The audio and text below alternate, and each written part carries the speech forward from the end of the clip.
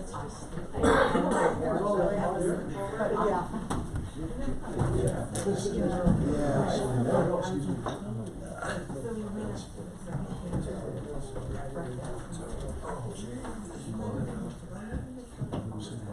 Yeah, that's not an answer. You have your own. No, I did not.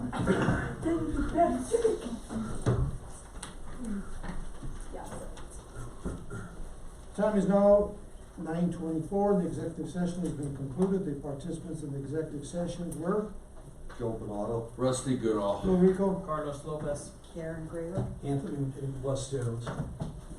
For the record, if any person who participated in the executive session believes that any substantial discussion of any matters not included in the motion to go into the executive session occurred during the executive session, or that any improper action occurred during the executive session in violation of the open meetings law, I would ask that you state your concerns for the record. Seeing none, the next agenda item would be a motion of the decision that council will bring forward. I need a motion. This time I make a motion that we uphold Planning and Zoning Variance Commission's decision. Second, Second. call vote please. Bernardo, Yes. Goodall, Yes. Grego, Yes. Lopez, Yes. Matei, Yes. Rico. Yes. And I'll read this. October the 1st, 2019, the City of Trinidad Council acting as the Board of Appeals decision on the appeal of Maggie's Farm Trinidad Holdings LLC is to uphold the Planning and Zoning's decision on conditional permit number 2015 RMS 11E at 419 North Commercial Street in Trinidad, Colorado. Reasons being is that Trinidad Holdings failed to execute within 1 year, and no evidence by the appellate and P&Z did not err in their decision. Mayor and council members, Sue, if I could please, I just want to say that during the executive session, I was in there to answer questions only. I was not trying to make argument or trying to tip the proverbial scales. I just want to make a record on that. Next item is motion to adjourn. No. Oh, no. No. What we got? Council. Oh, yeah. Okay, council reports. No, No, no, no. Sorry about that. Still Everyone was like, yes, no, yes, no. Mr. Bernardo, go ahead. I don't have nothing to report All right. tonight. Don't say anything. Well, let's see, I got a list here. Now, I'm gonna bypass. It's been a long night. I'm good to go. Okay.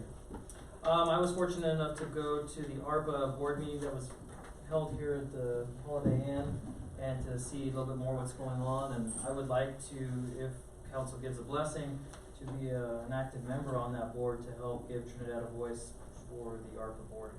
If Mr. Valentine is in accord with that, I'd like to continue on going with the meetings and be an active member. Don't you think your plate is full enough? I'm sorry? I said, you don't think your plate is full enough? You know, I will have a little bit more time in 2020, so that way I can devote more of it to that. That has to go. Sure, I just want to let everyone know that I'm interested in being a part of it, and with council's blessing, I'd like to continue to be a voice for Trinidad. Karen. Real quick. I had a historic Main Street meeting this afternoon. They're gonna continue on with their mural project. They've got about 3 or 4 of them planned throughout downtown Trinidad. They're also gonna come to us this next budget and ask for money for a permanent position for secretary, grant writer for the historic downtown Main Street. Just FYI, they're doing a survey at TSJC. The students at TSJC to see what businesses they patronize, how we can make them come downtown more, and things like that. I just wanted, I've been on this council for 2.5 years, and when I see the Grossos and that other gentleman that came up, it's something that we've been, struggling with for a long time. Homelessness, you know, they have rights. But I've come to the conclusion, yes, they have rights, but they also have responsibilities. And when they do not do what they're supposed to as far as respecting property, respecting other people's rights, then we have to start getting tough. And I think the city of Trinidad has been very lenient since I've been on council for sure. And I think we need to start taking a tougher stand. I mean, I saw the pictures that Mike sent us a week or so ago. It's like, dear God in heaven, who would think that something like that is normal or good? I had a customer that had a break-in from a business downtown. They found the cash register underneath where all the homeless people are staying. Wow. So, I mean, I think we have to get serious on this, guys. I really think so. The people that are on the Park Street dilemma, the people that gave us that petition, last meeting, I gave her my cell phone number, and she keeps texting me. She said, the Padillas have now blocked fire hydrant on Park Street. Also, I called the fire chief a few times, but nothing has been done. It's not only this one individual, but I have gotten calls from 2 or 3 other residents. Something's gotta be done with these people. I mean, we've got to act. I don't know what council's preference is, but we have to make a stand on that. I really do believe that. There was a bad argument when I was coming up. There was 4 of them out there in the Safeway parking lot. Oh, yeah. And that gentleman that just made his presentation, he was walking, he was out there listening right before you walked in. Did you see those guys out there, Nancy? And they were almost going to blows right there in the Safeway parking lot. It was bad. And I was kinda embarrassed because I didn't even know who this I think gentleman was. when I now's the walked time in. we've gotta put our heads together. Oh, yeah. And figure out equitability.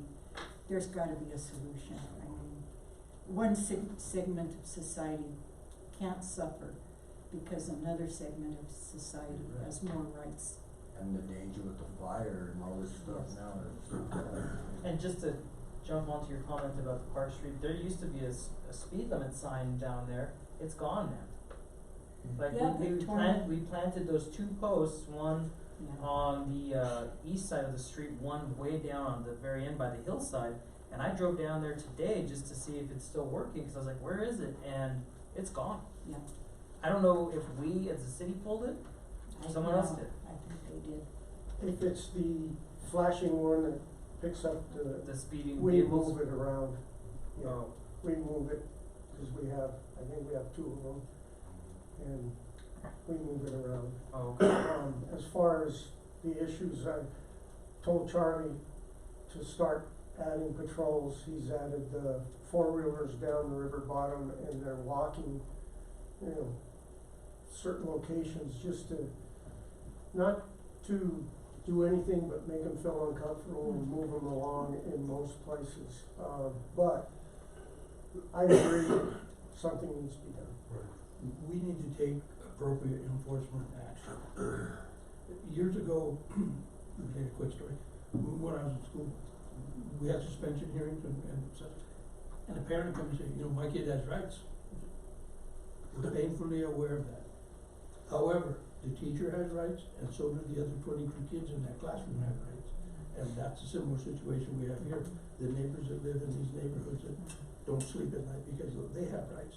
And I think homeless people, I'm very compassionate. I understand their situation, but at the same time, the exercise of their rights and due process ends when it starts to infringe on others. And we need to not tolerate that. And from the police department, we need appropriate enforcement action, whatever that might be, and I don't know. But we just can't fly the colors and expect them to respect it, because obviously they don't. Anything else, Sam? Oh, no, I have a couple things, get to next for the truck, not wrong list. I had occasion to meet Mayor Hoyt from Walselburg, and he wanted to share for me to relate to you that he is the Red Cross person for this area. If we have an occasion when we need the services of the Red Cross, for whatever reason the Red Cross gets involved in, go through police dispatch to find Mayor Hoyt. H-O-Y-T, his first name is Dennis, and he's the Red Cross guy from Walsenburg. Or he's the Red Cross guy for this area who lives in Walsenburg and coincidentally is the mayor of Walsenburg. And probably more appropriate is, we're having a meet the candidates night on the 8th of this month, is that true? Yes. I'm sorry. And are we going to have, I think we should, if we're not, someone to present on behalf of the CIP? I think you're going to do that, aren't you? I am. Okay, you already know about it, so it's a too late idea. I'm glad you're on it, thank you. Yeah, buddy. All right, well, I've no, already it's just, started, no, I've already started the radio interview stuff that'll be here and yeah, getting there. because somebody has to defend that position, whatever it may be. There are a And number to of, make you feel better, Michelle did prepare what I'll be reading Just off of, read it, so stay on it. that's what I'm doing, that's why I told you, give it to me, I can read it now. well, good enough, that's all I got. Yeah. You know, I agree with everybody here, you know, and at what point do all these transients and homeless, it's a health hazard. It is. So where does, I don't know, do we contact our attorney general and say, okay, you know, as everywhere else, it's a health hazard.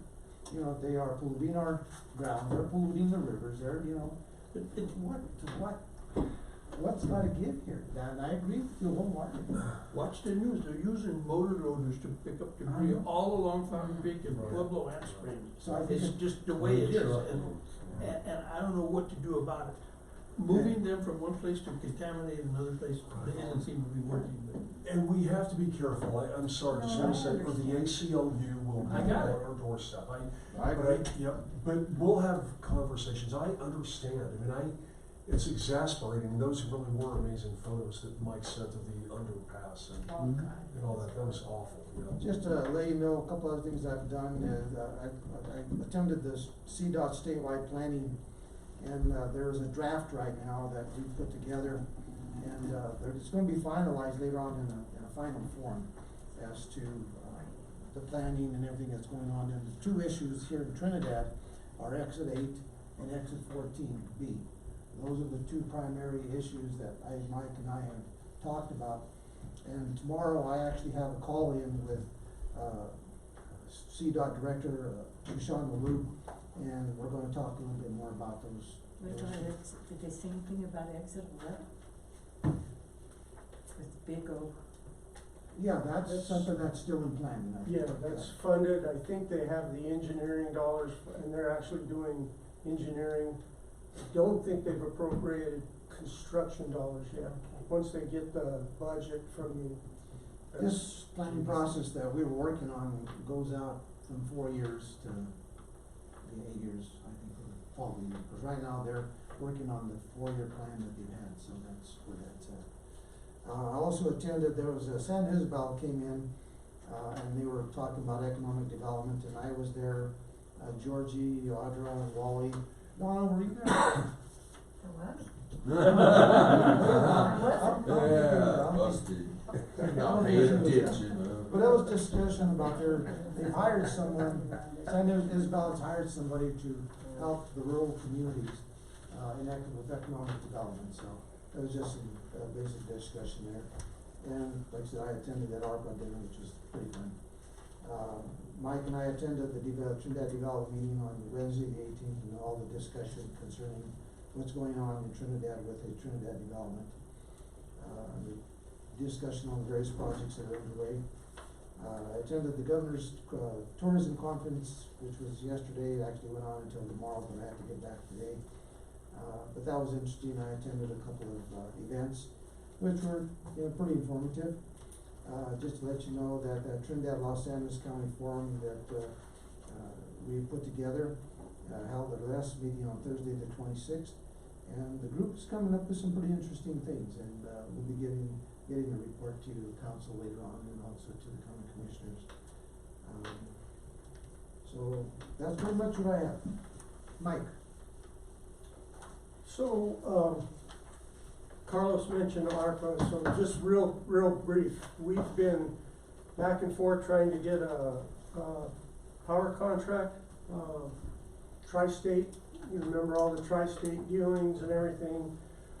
It went through a lot of iterations. We got RFPs from other companies. They came in cheaper. Some of the communities didn't wanna go that way. They wanted to stay with tri-state, back and forth, back and forth. On our meeting on Thursday, it was determined, and thankfully, that we are an ARPA board and authority, and everybody has to agree. So they voted to just stop that process and in about 2 years, do an RFP for our power. That was good to hear. We've had more meetings on that for 2 years now, it seems like, and always something else coming up, so that's good to hear. We're moving forward. Also, just as an FYI, Cheryl passed out the preliminary budget. It is preliminary. If you wanna go line by line tonight, there's actually a summary, and I was gonna point out a few things, but if you would hand those to council, as you're looking through the budget, there's a summary of some of the things Cheryl put together, the changes. Audra helped everybody. I mean, the staff is great. I'm late to the process as far as every overall budget, but it's come together, and we've got some things to work through. So just a reminder, our work session on Monday is budget. That's it. And we're gonna sit down and that's all. So, thank you. Okay. Les? My only thing is maybe I'd be excused from the work session on Monday, just kidding, just kidding. No. I know, we all suffer together like we did tonight. Yes. I have nothing, I communicate by way of memo, and no, I'm just kidding, I don't have anything to report. But how about Tom Murphy singing to a bit of red? Hey, go Tom. Okay, motion to adjourn then. Thank So you. moved. Second, Second. follow up? Yes. Oh. Bernardo? Yes. Yes. Goodall? Yes. Trigo? Yes. Lopez? Yes. Matei? Yes. Rico? Yes, Oh. okay, thank you. Thank you. Sorry for the long night, but I knew it was